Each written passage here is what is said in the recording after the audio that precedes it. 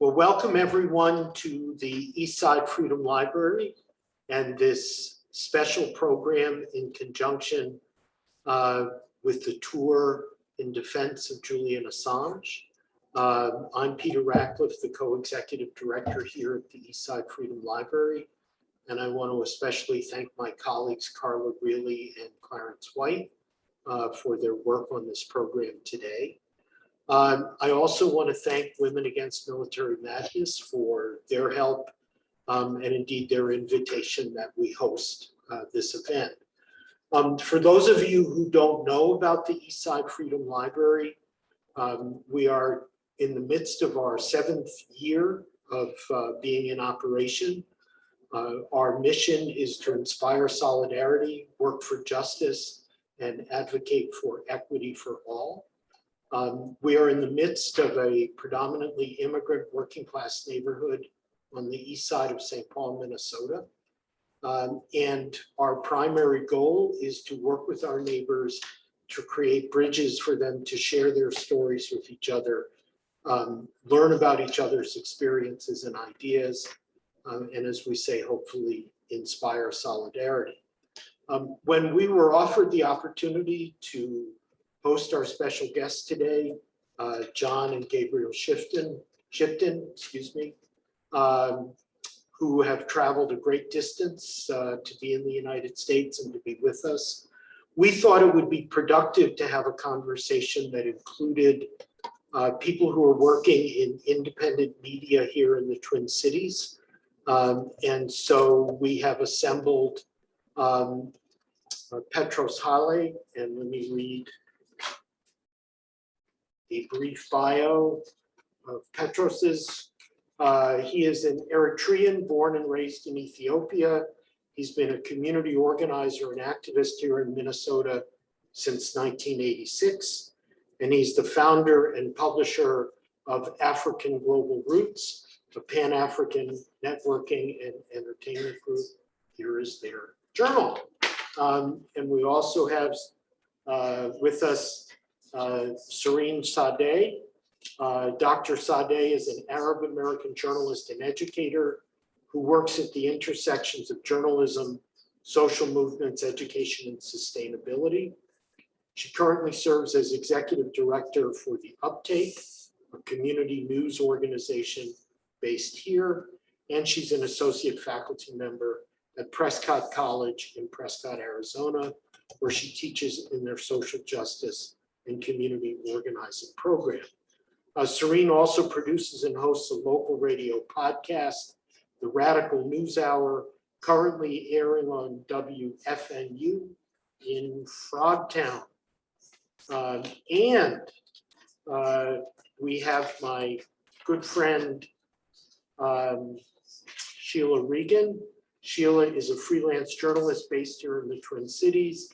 She's covered a wide variety of topics for local publications, including some great writing about theater and the arts.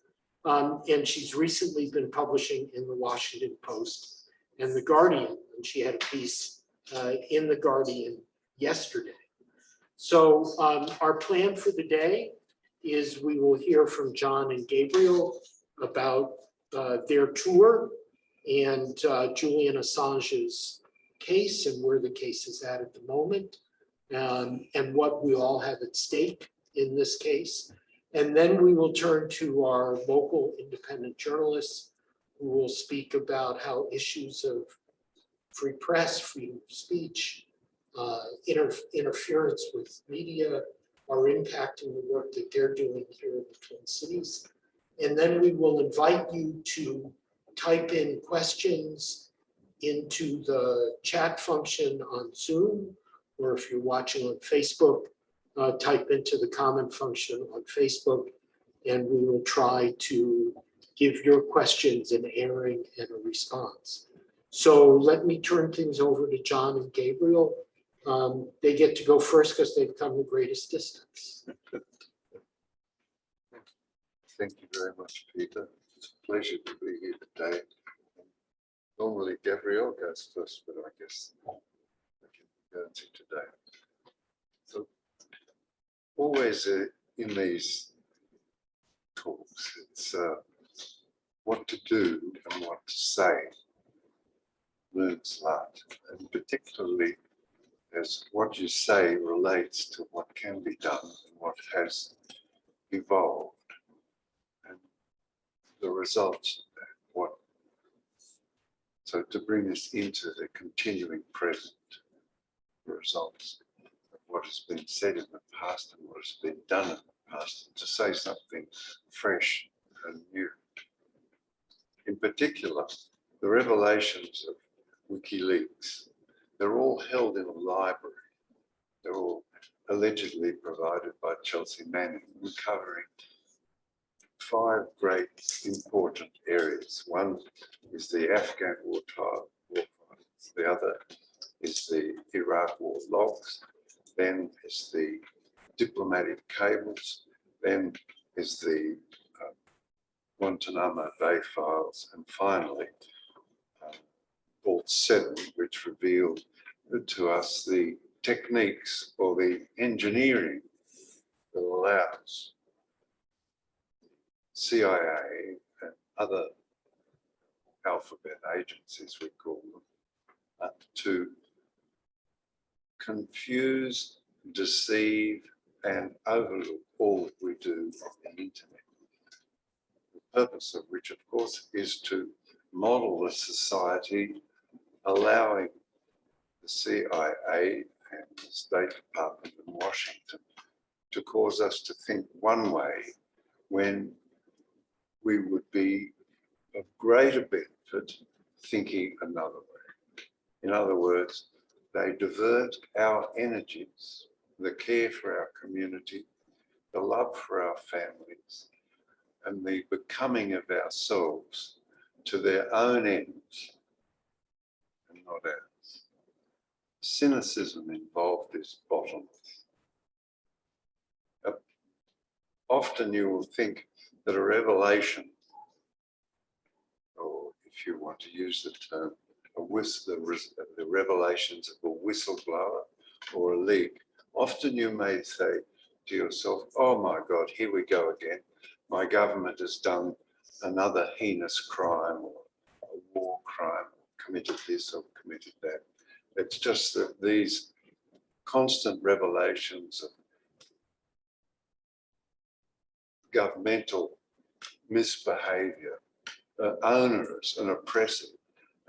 And because they're global in their effect, they don't allow me to think clearly about what to do and what can be done and how to discuss it with my neighbours.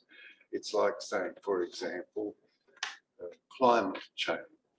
It's such a universal concern and anxiety-making statement, anthropometric climate change, that it causes us to reduce our power of action and turn over to government or authority the power to act on our behalf, because we feel uncertain, socially uncertain in ourselves. That can be the result. Take a different approach. For example, the Iraq war files. They revealed to us that 15,000 civilians had been killed. Now, this is burdensome and horrifying. However, the information allows us to go about repairing those circumstances.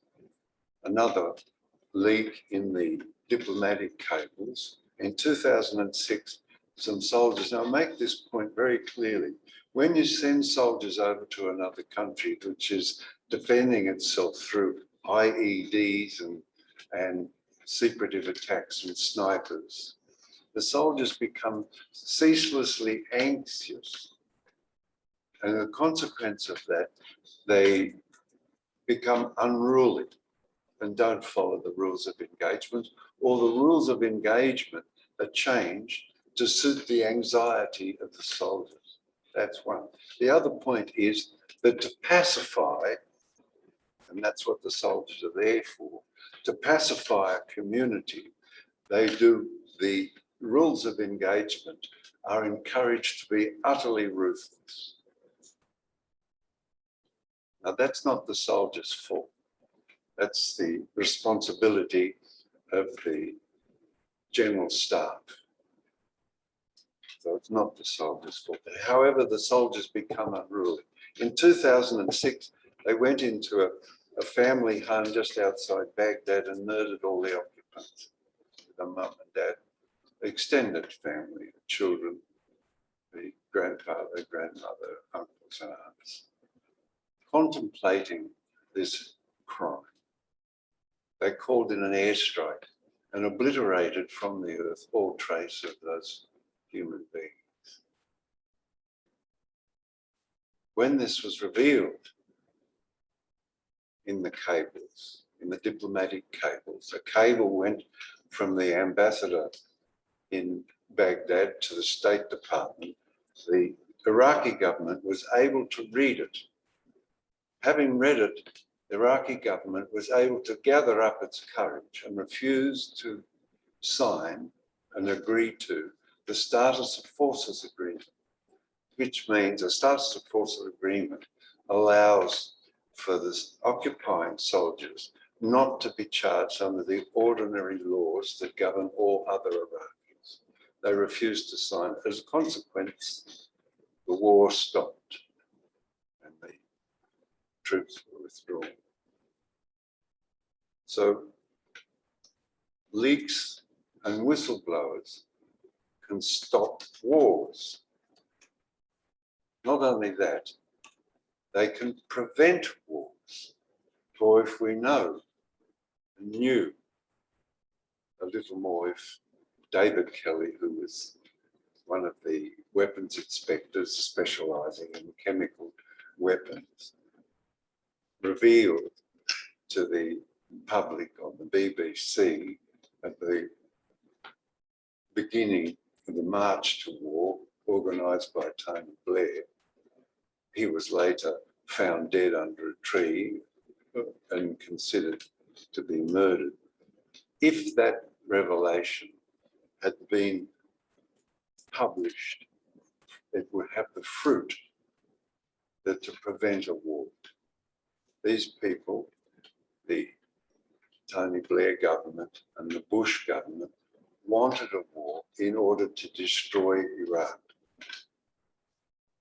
People like Rumsfeld saying that, you know, if you've got to make an egg omelette, you break eggs, talking about the slaughter of 1 million human beings, 600,000 human beings, if you take the Iraq war body count number, 750,000 if you take the Lancet. 6 million excess deaths in the Middle East in the last 20 years if you take the research of Gideon Polya, an expert on excess deaths. Mr. Rumsfeld saying, if you're making an omelette, you've got to break eggs. Can you imagine anything more obscene and grotesque, speaking that way about the destruction of a country and the murder of between 600,000 and 1 million people? So the diplomatic cables allow us to get insight into the daily events that govern diplomatic arrangements throughout the world. And we can now, this minute, you can go to your computer, look on your computer, go to Wikileaks D+, and all of the diplomatic cables will be there, plus in a searchable form, plus all of the diplomatic cables from the 30-year release of the Kissinger cables. You can go and search and have an understanding equal to those people in the State Department and in ambassadors' posts around the world. You can have an understanding equal to theirs. So this pretentiousness that the government goes on that this is a national security matter and we think better about that than you is just a falsity. It's just so that you surrender your sovereignty, your personal sovereignty, your community sovereignty, the sovereignty of your family, the sovereignty of your friends to them so that they can do whatever they like, whatever they comes into them, whatever ridiculous, overweening ambition bites them on the bum that day. Next. It also can bring about justice. So the Guantanamo Bay files allowed the great American lawyer, Clive Stafford Smith. He established an NGO titled Reprieve, and he went with his crew to Guantanamo Bay. There were 22 children in Guantanamo Bay, and he managed to bring about the freedom of many of those so accused. Taken as a whole, the 5 revelations that I mentioned, the Iraq War files, the Afghan War files,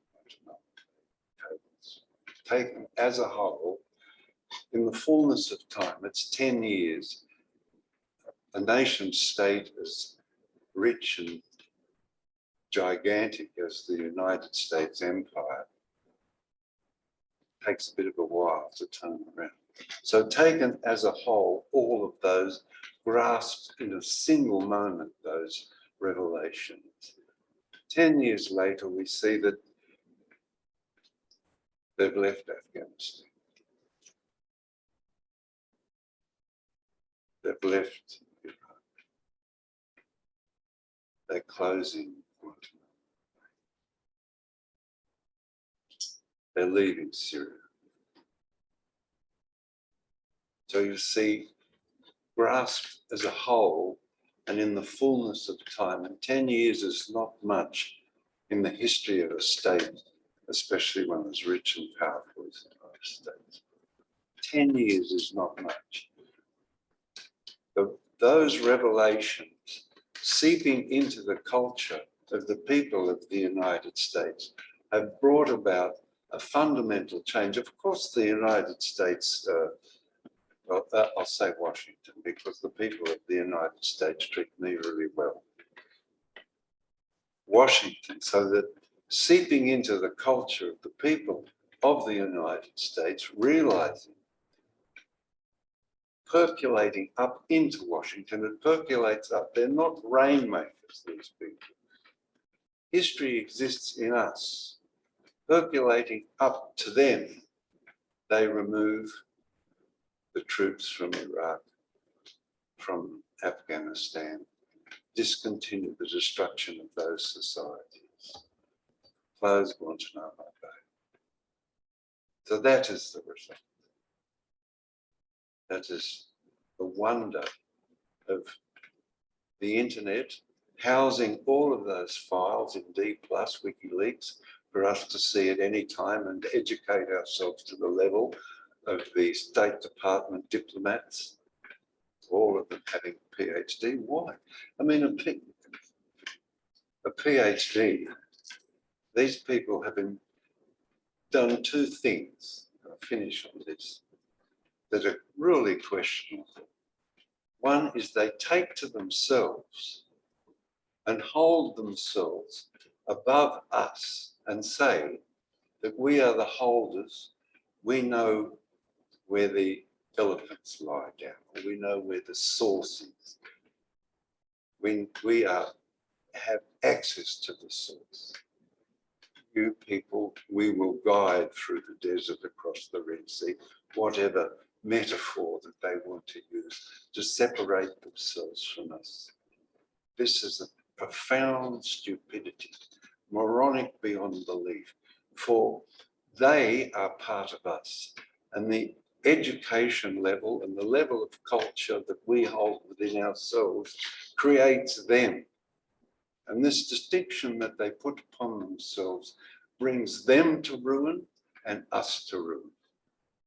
It's very clear in the circumstances that the United States finds itself now and its empire as it struggles against what it imagined enemies like China and Russia, and the worldwide distaste and distrust that it's emerged. That's the result of these falsified distinctions between them and us, for they are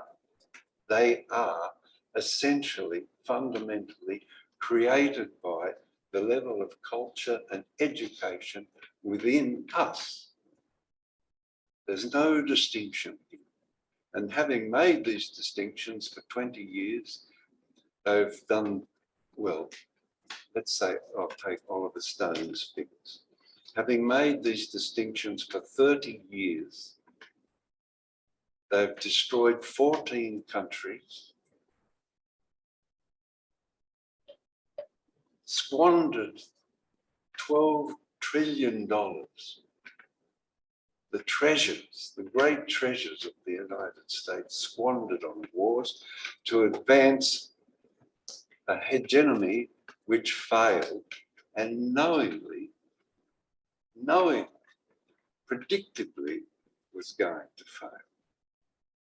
So lastly, I give thanks to the people of the United States who made us welcome, and also to the enculturation that has happened with the revelations from, allegedly from Chelsea Manning and Julian Assange and Wikileaks, the enculturation which has brought about the end of those wars, occupation, and Guantanamo Bay. I thank you very much. Thank you, John. Thank you. Gabriel? I'm Gabriel Shitton. Maybe I can give you an update of what we're doing here in the USA. My brother Julian is in prison in Belmarsh, just outside of London. It's a maximum security prison, and he's been there coming up. This is his 3rd year of imprisonment in Belmarsh maximum security prison. He's charged basically with publishing. He published what John was talking about, the Iraq war logs, Afghan war logs, the diplomatic cables set, and the Guantanamo Bay detainees files. And under the Espionage Act, he's charged with publishing those and also engaging in what journalists do all the time, and dealing with their sources and publishing information. On January 4th, Julian won his extradition case. The judge rejected the extradition request of the US government, and then the US government instantly appealed. A few days after that, Julian's bail was rejected. So we're in the situation now where Julian won his extradition case 6 months ago, and he is still in a maximum security prison, awaiting an appeal. There's no indication of when or if an appeal will happen. So it's this, just basically extended limbo, that Julian has been in, for going on 3 years. So John and I are here in the US now, campaigning for Julian, the charges against Julian to be discontinued or dropped. We started off with a 17-city tour across the US. We started off in Miami, and then we moved our way around the East Coast. We had, a huge New York event where we had to, expand the tickets 3 times over. A capacity event in Washington, DC, Boston, where we picked up an award for Julian, the Sacco Vincetti Award. We had actions in Philadelphia, and then we in Columbus, in Ohio, Chicago. And now we've made our way here to Minneapolis and St. Paul. What we've seen across the US as we've traveled and done these events is just an outpouring of support for Julian from just ordinary people who have come out to lend their support and let them know that they care about their rights, about not just Julian's predicament, but about their democratic rights, their First Amendment rights, and their freedom of speech rights. We've seen the media there was basically a media, the media wasn't talking about this case at all. And over the past month, we've seen over 20 articles now. In New York Times is talking about Julian's case, USA Today, Newsweek, all these big publications, as well as a lot of independent and smaller publications, local radio stations. We've probably done 10 interviews on local radio stations. We've been on 2 national news programs, all talking about Julian's case and how it is an affront to the First Amendment and the United States Constitution. So as we've been traveling across, we've been talking to people and asking them to stand up for their First Amendment rights, to talk to their Congress people, let them know that they care, that they care about their rights, and that this case, I'm not saying this, but this case, it's been said to be the biggest press freedom case since the Pentagon Papers. So it's the first time the 1917 Espionage Act has been used in this way against a publisher to stop them, to make an example of them, to show everybody that if you publish this sort of information, this is what's going to happen to you. Back to you now. Great, thank you. No Thank you worries. both very much.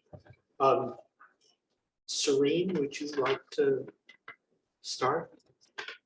Yeah, so I want to be really clear that I can speak from the perspective of being a community journalist here in the Twin Cities, as the executive director of a very small nonprofit, and as somebody who thinks a lot about what does it mean to do this work for the historically underserved and historically marginalized communities that I represent and that I seek to build power in and with. I cannot speak to the sort of international and national ramifications of this. But what I can talk about in my own perspective is that we see attacks on freedom of the press at all levels. And we see it in a lot of ways that maybe we might not expect. I know as somebody who runs a nonprofit and has been fiercely critical of the so-called nonprofit industrial complex, that while we might not see that as a sort of traditional attack on freedom of the press, in many ways it does. It controls so much of our capacity to operate. I think a lot about the ways in which there is deep tension between the legacy media and independent media, and really not a sense of solidarity between those two groups. I think a lot about the ways in which we are under-resourced as organizations and unable to take those big steps and unable to step into these conversations. And so I just want to recognize that I can speak from a very limited perspective. And I also want to honor what John said about PhDs. As a PhD holder, by and large, as a system, excuse my language, we kind of stink. It is very much a group of people that create separation, that talks about them over others. And I want to be really clear in saying that journalists do the same thing. Journalists absolutely do the same thing, where they talk about themselves as having special knowledge or special access. And that creates a deep chasm of distrust, which makes it really easy for people to not want to stand up for local media or any media, because we're not doing our jobs as system actors to build that trust and to build those relationships and to show the purposes of our work. Sure, please. Yeah, so I'm pleased to hear what you were saying, that there's more of the media coverage of this issue. And I wonder, just as you were saying that, if there's a correlation between, oh, maybe we should cover the Julian Assange case and the fact that these revelations have come out about the New York Times and the Washington Post being basically under attack by the federal government, and then being told that they can't talk about the fact that they've been spied on. And now we just, in this last week, the ProPublica did the sort of bombshell reporting about the amount of taxes that rich people are having to pay. And we've got the Attorney General saying, well, we're going to go after whoever leaks that information. I think that there is perhaps, and also we have like a huge lawsuit here in Minneapolis with journalists saying we were, attacked when we were trying to cover the protests that happened here after the death of George Floyd a year ago, and then subsequently. So I think that there perhaps is an awareness that's happening, that there's been a disparagement of news and media, and they've been kind of put as the enemy in so many ways. And meanwhile, we have all these newspapers closing right and left. And maybe that's not such a good thing. So I'm a freelance journalist. I don't belong to any particular publication. I'm not on staff anywhere, but something I think about a lot. I am on the board of Public Record Media, and we do a lot of FOIA requests and government records requests in Minnesota, and it's an ongoing battle, and one that feels like it gets more difficult as time goes on. So Petros? Mine could be a bit different in some sense, but I like what you said, Nix, and whistleblowers can prevent war. Recently, as recent as 3 months ago, there was a war between Ethiopia within their own ethnic rivalry. One of the things is Eritrea got involved without declaring to the international community. So it was exposed because of the social media, and many organizations who reported Eritreans' involvement in the war. So Eritrea admitted finally, and they said they're leaving, but they're still there, they're deep into the conflict. So my organization, we have a TV station here under Patrick TV, called Eritrean Affair. We do our part. One thing that I wanted to mention is some of the things that we're talking about within an authoritarian regime in our country is totally totalitarian, no fundamental rights. So the only thing is outside of Eritrea, anything we do is outside of Eritrea. So there's over 40 or 50 media outlets, thanks for the social media. And we're doing our part locally here in Minnesota. Program that we expose every activity.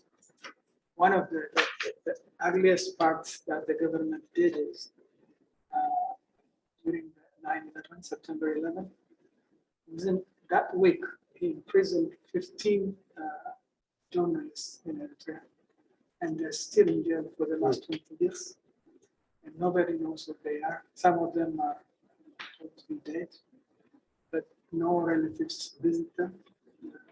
Also, political dissidents, the so-called Group 15, they call them G15.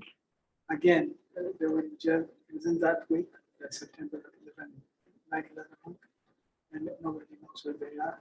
Most of them are presumed to be dead. So this is how it is. The only crime that the journalists did was they interviewed those dissident groups, Christian groups. So it's pretty much, that's an African way, so to speak, where there's no democracy, there's no human rights. Although human rights, Amnesty International, Al Jazeera, BBC reported it from time to time, but nothing happened so far. So I want to invite the people who are watching, if you have questions or comments, please type them in, whether you're on Zoom or Facebook. I also want to mention that there will be an event this evening at 7 if you are watching from within the general area. There will be an in-person event at 7 o'clock tonight at the Highland Park Pavilion. I want to sort of throw a question to all of you. I so appreciated, John, particularly your comments, and you said that the way that the media has itself been attacked and delegitimized, that it makes many people who look to the media for information, as you said, we feel uncertain in our souls. That it's not just a question of access to information, but also how it undermines the confidence that our neighbors, that we ourselves might feel to take action, to make change. And so I wanted to ask any or all of you about your relationships with the people who are listening to your radio show, reading your articles, or watching your television programs.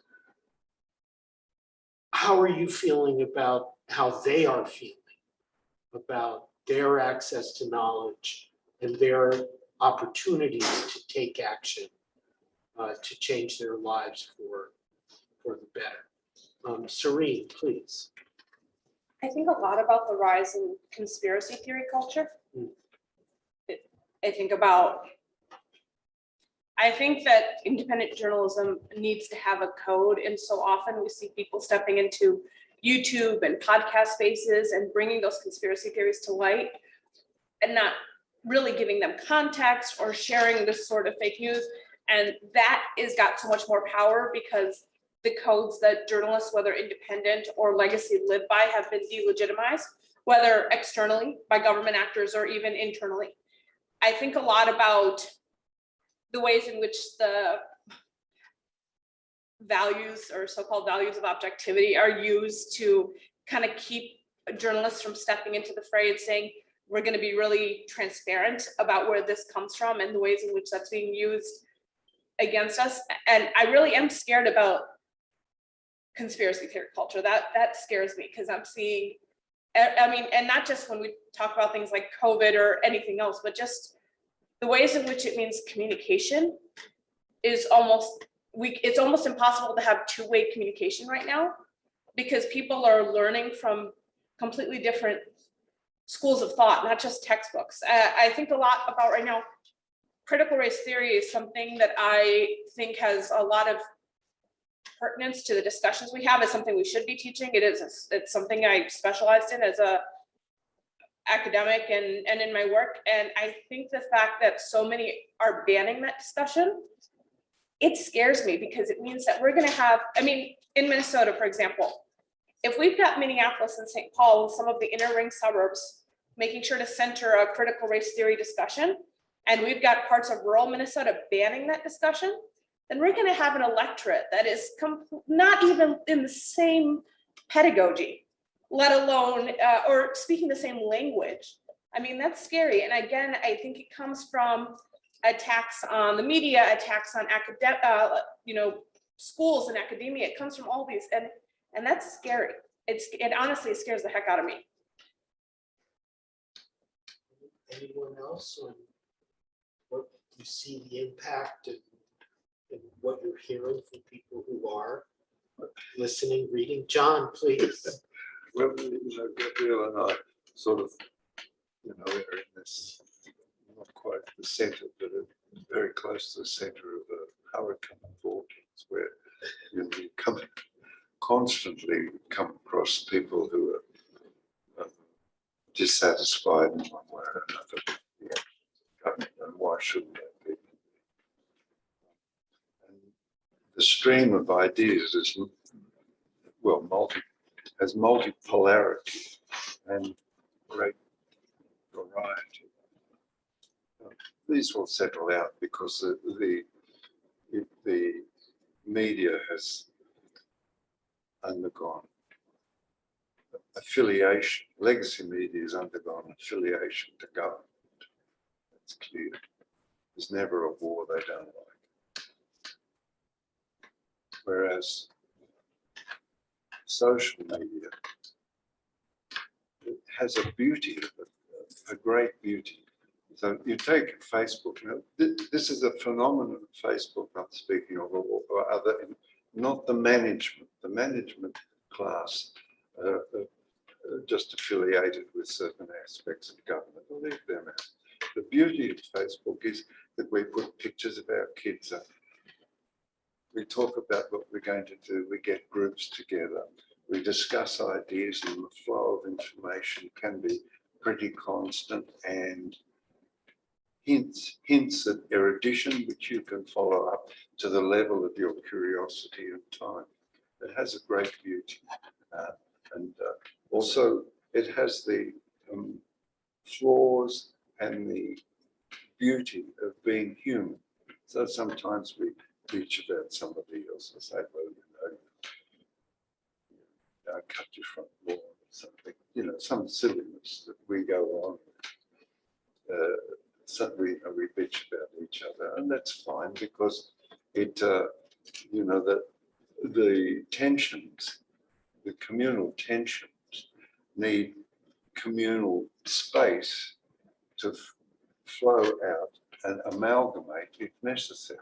If amalgamation is necessary, but they need a space to flow out. So it's very beautiful, those things, and there are many of them now. I think there are 9 social media outlets. So that's one. The other one is that with the failures of government policies in so many areas, in neoliberalism, the wars that I spoke of previously, and the support government has received and continues to receive from legacy media, that, and our understanding, the distinction of our understanding. So, for example, we lived in the Haitian quarter down in Miami, and people bring home women bring home the shopping in a supermarket trolley, and you hear it rattling down the street. There's dead cars everywhere. On Saturday and Friday night, they get very enthusiastic and fire pistols or shotguns into the air, like that. But then you go uptown to Miami and you see riches unparalleled, but compressed. But riches, you just put extraordinary wealth beyond comprehension. Streets lined with gold. So we know those 2 items, characters, are in tremendous tension with each other, and one only comes at the expense of the other. We know that. However, when we look at the newspapers or watch TV, they carry on about some dispute or other, but nowhere do we see, oh, this is a situation where there's 40 million people on food stamps, the tensions that's creating in the society, the adoption of what you might call unfounded conspiracy theories as to why it's happening, the adoption of those. And on the other hand, wealth has this almost bulletproof perimeter that we find hard to analyze unless you really psychopathologically curious. So really hard to analyze, and that tremendous tension between those two things provokes us to cause a miasma of disbelief. But that's what happened. But I have no criticism of the phenomenon of people manifested in social media. It's quite wonderful for human beings to exchange ideas, photographs of the kids, picture of a puppy dog, their plants and so on. It's great. Sheila, I hate to put you on the spot, but I'm going to. That before we started the conversation, you told me that you had covered a Trump rally or a Trumper rally in Wisconsin yesterday. It was a week ago. A week ago. Yeah. And the complexities that raised for you. Yeah, so the thing is that relates to what you were saying. So this, in terms of conspiracy theory, particularly the particular conspiracy, or like to be less political about it, the people that believe that the 2020 election was stolen. And because of what happened on January 6th, many of those people that were saying about the voting machines, etc., got deplatformed, including Donald Trump, including Mike Lindell, many voices got banned from Twitter and Facebook and YouTube and Google, and they just got deplatformed across the board. So what we have right now is these alternative platforms that are popping up that are like Rumble and like these other sort of sites, like apps that people are going to for their news. It's completely separate source of information, source of networking, source of everything. And so, it was, and when I was talking to people at this rally, interestingly, people wanted to talk to me. Some people wouldn't, but they had no problem telling me about what they truly believed, which was that China hacked the voting machines and produced the election results, and various other, beliefs. And meanwhile, the people that were up on stage were talking about how horrible journalists are, and it was a little bit scary actually, like doing these interviews, and like there was just like such a negative, rhetoric about news media. And I did have one person like scream at me and tell me to get away from her, and I had to go hide in the media tent for a while. So anyway, it's just I think that it has escalated. The distrust of the media has escalated so much, especially with the deplatforming of certain voices, that the schism is growing even wider than it was before, and it's even harder for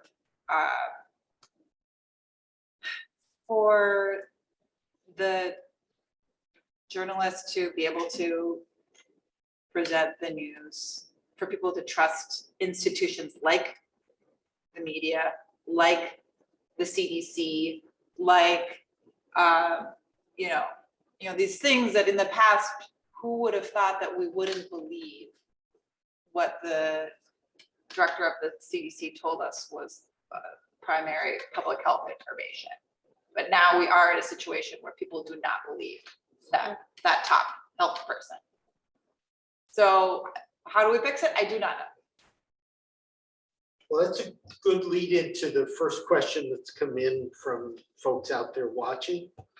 And that is there a shifting sense that legacy media and citizens journalism are becoming more respectful of each other, given some of the realities of social media, and particularly things like the awarding of an honorary Pulitzer to Darnella Fraser. Does that, I think it's worth it. Why did that happen? What does that indicate? Cirien, I can see on your face, please say something. First of all, let me say that I really hate the word citizen journalism. Uh-huh. And this is somebody who used to run an organization that really prided itself on its citizen journalism. I think it's a very exclusionary term, and it leaves a lot of undocumented people and people without citizenship out of the conversation. So I want to replace that word with independent and community journalism, because I just think that's a much more inclusive conversation to be had. I don't think it's a growing respect or understanding. And I also think that Darnella Fraser, as a separate note, should be held up. And I think awarding a Pulitzer to somebody who was witnessing somebody be murdered, yes, it was life-changing. And I also think it's a distraction from the failures of media to report on things like the murder of George Floyd or the death of Daunte Wright or anything else. And I think it shifts the responsibility to say, oh, look, she did the job, they did the job. We can count on citizen journalism or community journalism to stand up without actually looking internally at the mistakes that we make in the field. I think that I'm seeing maybe less of a growing understanding or respect and more of a growing admission that we're all here to stay. And I think we're seeing more and more resources going into community and independent media. And I'm seeing that be very frustrating to legacy media who want to know why we get the grants or why the sponsorship happens or any of those things. I think there's that sort of, how can we adopt what they're doing? So we're seeing a lot of legacy media, for example, become 501c3 nonprofits, which is a structure that's very traditional to independent community media. And I think that there is this sense that we in some ways have to learn from each other's playbook if we're going to be able to operate. But I think there are some community journalists and community journalism organizations that are kind of lauded as we like what they're doing. But I think by and large, it's more of I guess we're just going to have to deal with each other. For a long time, I was the youngest person in the Capitol press room here in the Minnesota State Legislature, back when I was an intern, back when I was 20 years old. And I could never get a question in because I was always the young kid at the back of the room. And now it's a lot easier for me to get a space at that table because it's just sort of like, she's not going to leave us alone, or they're just going to be here. So we got to deal with it. And so I don't know if that's respect. I don't know if it'll lead to respect, but I do think it's nice to just not be ignored anymore, which is nice in and of itself. Thank you. Anyone else? Please. I think since WikiLeaks has been around since 2006, and what WikiLeaks sort of model, like the sort of underlying idea was to have the source documents available to everybody, not just legacy media or corporate media, but also independent media, independent journalists, and even real people. Give them the opportunity to make decisions based on informing themselves, educating themselves, to make better lives for themselves. So if you take, if you go along and you follow, the trajectory of WikiLeaks and independent journalism, WikiLeaks really opened up journalism for independent journalists. They were able to, leaks were basically, monopolized by legacy media. Like all the biggest leaks happened through legacy media, and independent journalists weren't able to, they could report on the reportage, but they couldn't, access the leaks and things themselves. So it was all seen through a very, a small lens. But after WikiLeaks, then, the releases were open to everyone as an archive. So you had journalists all around the world, looking into these files, from in Tunisia, they found a cable that showed that the Tunisian leader didn't have the support of the US government, and that led to them being overthrown. So, it's these sort of, this open source or like crowdsourced journalism that sort of given rise and to more and more independent journalism. And I think just to go back to, how do we build trust? I mean, that is, you're not just saying opinions, you're not just saying, oh, this is the way it is. You're actually providing the source material, which is a way to build trust with, saying this is true.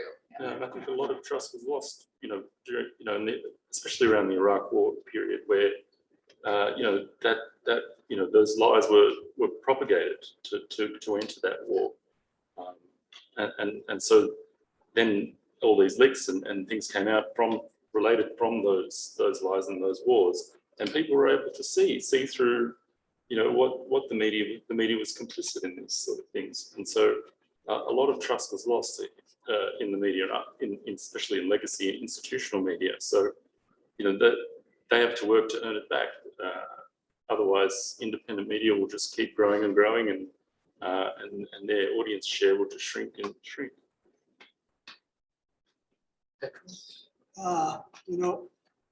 Coming from a very different angle, you're talking about an existing institution of media, so to speak, a lesser of two evils. But I came from a country where there is no private media. So the only media that they have is the government media. And, the only radio, there's only one radio, one newspaper, and almost no social media. That's why I was trying to say that's totally a totalitarian regime. So after I came here, yes, I can see that the diversity of medias, even from independent, you can classify them by being liberal, conservative, and all that stuff. Unfortunately, we don't have that luxury in Eritrea. It was strictly the worst place to be in for journalists. Just like I said, they were in jail for 20 years, still there, and nobody knows whether they're still alive or not. So I can see, I can be to look at things from a very critical point of view. That I spent so much time exposing the tyrants in Eritrea. So it was just, I can see that we need to be there. As Eritreans, we need to get one day, we can say that we have 10, 15 private medias where we can compare one from the other. But that lecture, I think there's this interesting, or it's not interesting, it's horrible, but what's happening with Julian's case is it's being held up by these totalitarian regimes and authoritarian regimes. So when they're confronted about journalists being imprisoned or tortured in their countries, like Azerbaijan, Aliyev, he was confronted like, what your freedom of press is horrendous. You torture journalists, you jail journalists. He answered back to the BBC reporter, well, you can't lecture me. Look at what you're doing to Julian Assange.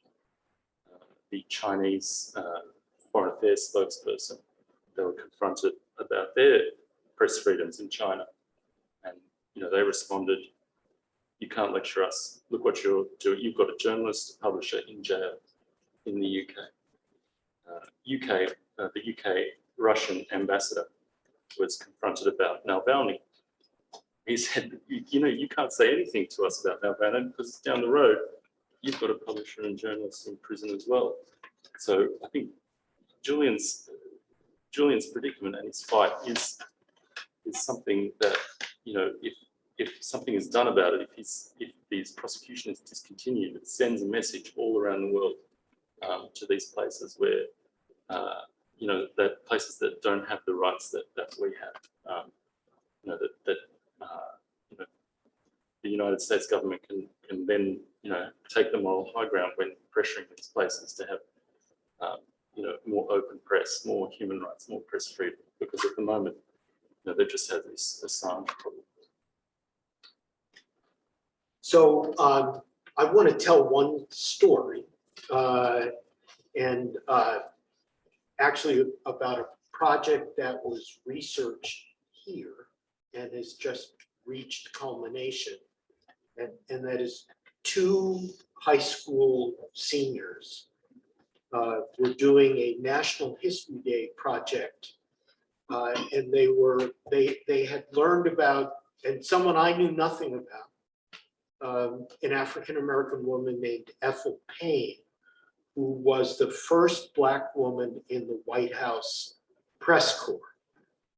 And she had come from the Chicago Defender. Maybe in some ways, the Chicago Defender is the equivalent of what we're calling community journalism and independent journalism at that time. In 1954, to go to Washington, D.C. And she immediately got into an ongoing argument with President Eisenhower about why was Eisenhower advocating for the development of an interstate highway system without including a regulation that there could not be Jim Crow transportation in the federal highway system. And so, you know, like Cirien saying about being in the room and how people see, here is the first Black woman to be accepted into the White House press corps, and she immediately starts a fight. And she takes an issue that would affect people all over the United States, including here at the time of the building of Interstate 94 and the destruction of the Rondo neighborhood in St. Paul. And here are these 2 17-year-old white high school kids creating a 10-minute documentary video about Ethel Payne. And they won first prize in the state of Minnesota. Their video has now been shown at the National Museum of African American History and Culture. And they've taken 6th prize nationally. I need to know what prizes 1 through 5 were about, because I can't imagine how it could get any better than that. But, you know, the idea of journalists as fighters, as journalists as taking risk, journalists as standing up for what they think is right.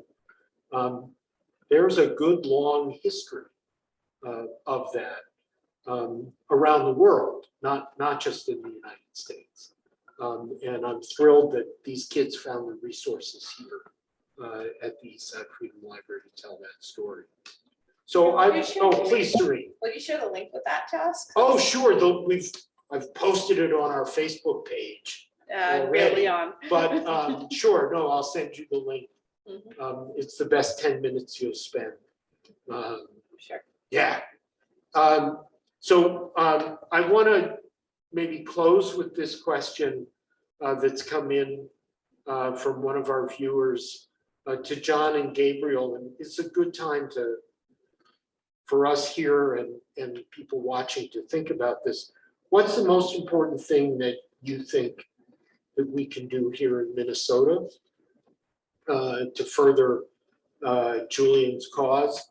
And what can we be doing to open more doors for more journalists?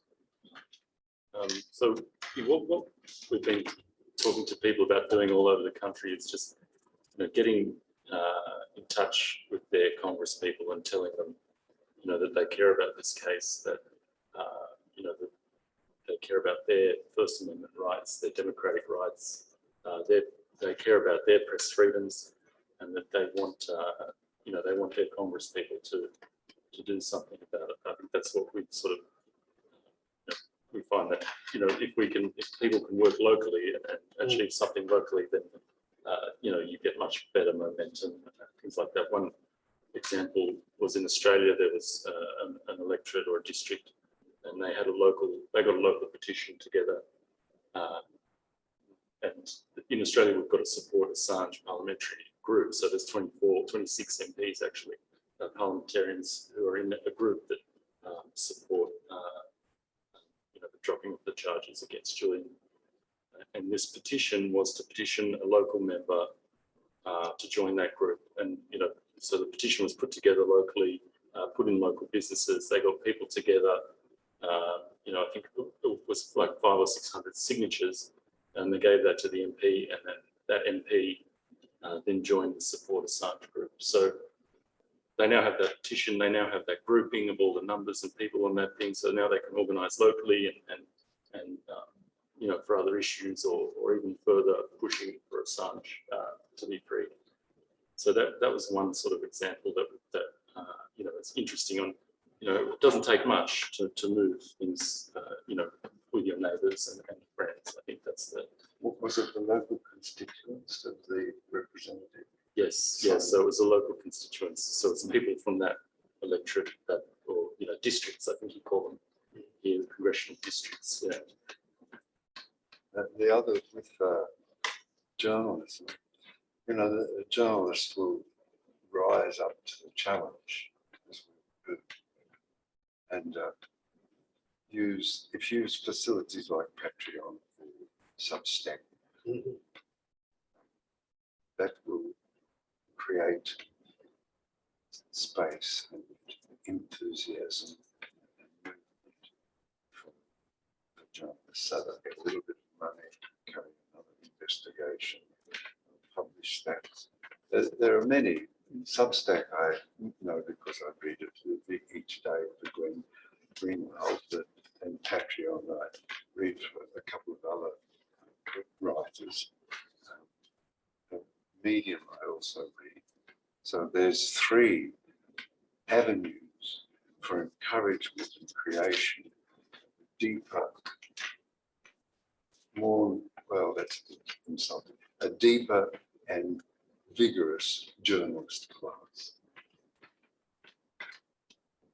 Thank you. So we'll wrap up. I want to encourage everyone to follow up, to listen to Radical News Hour on KFNU. WFNU, Frogtown Radio, and also The Uptake, to look for Sheila's byline, whether it's in The Guardian or something much closer to home, to read African Global and follow Petros's work in the diasporic East African community. And if you're available this evening, come and listen to more of John and Gabriel and talk as they talk about Julian's case. And follow us at the Eastside Freedom Library. Maybe I'll end with this. Tomorrow night, we will be hosting Professor Carlos Hill, who was a student of mine more than 20 years ago and is now chairperson of African American Studies at the University of Oklahoma, and has just published a book on the Tulsa Race Massacre of 1921. And I continue to say that it's a very significant thing that President Biden went to Tulsa and explicitly said that what had happened in Tulsa 100 years ago was not a riot, but that it was a massacre. And I think to some degree, all of us up here believe that words matter, and the choice of the word massacre as opposed to the use of the word riot is very significant. And it didn't happen by accident. It's been years of some of those shady people with PhDs that we've been talking about, and others who have said, you can't call this a riot, this was a massacre, and you should pay attention to it. So tomorrow night, Carlos Hill will be with us with his new book on Tulsa. He will be with us, of course, virtually. But tune in and continue to follow our work here at the Eastside Freedom Library. Thank you, Carla and Clarence, for your work on this. And again, thank you to our colleagues at Women Against Military Madness for making this event possible. And thank you all for participating. Thank you, Peter. Thank you.